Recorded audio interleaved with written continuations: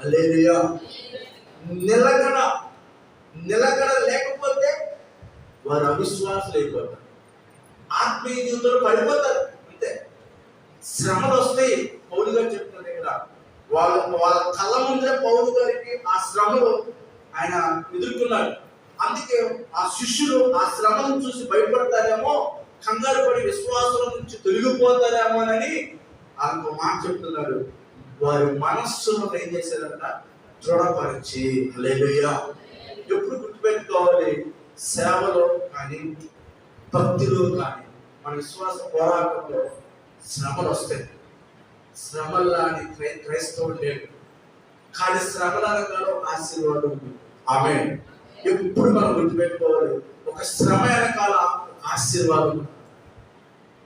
2016లో మాకు బిడ్డ దేవుడు ఇచ్చి 7వ నెలలోనే బిడ్డను కోల్పోయారు.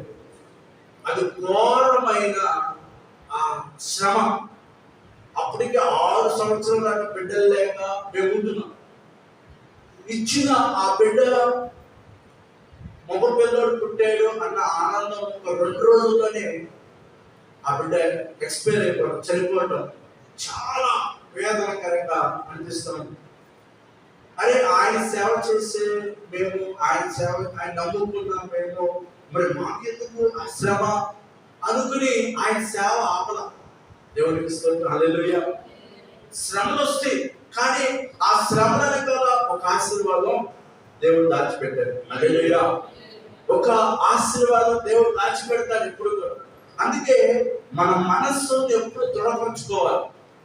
ఆత్మీయ జీవితంలో శ్రమలు వస్తాయి, కష్టాలు వస్తాయి, బాధలు వస్తాయి, ఇబ్బందులు వస్తాయి, అవమానాలు వస్తాయి, నిందలు వస్తాయి. ఇవన్నీ నువ్వు నిలబడాలి. తట్టుకుని నువ్వు నిలబడితేనే ఆయన రాజ్యంలోకి వెళ్తాం. ఆమేన్. అందుకే యేసుప్రభు అంతం వరకు సహించిన వాడెవడో వాడే రక్షింపబడు. హల్లెలూయా. చూడండి, ఇక్కడ మన వాక్యం చూసుకున్నట్లయితే వారి మనస్సును దృఢపరిచి మీరు విశ్వాసము నిలకడగా ఉండాలి.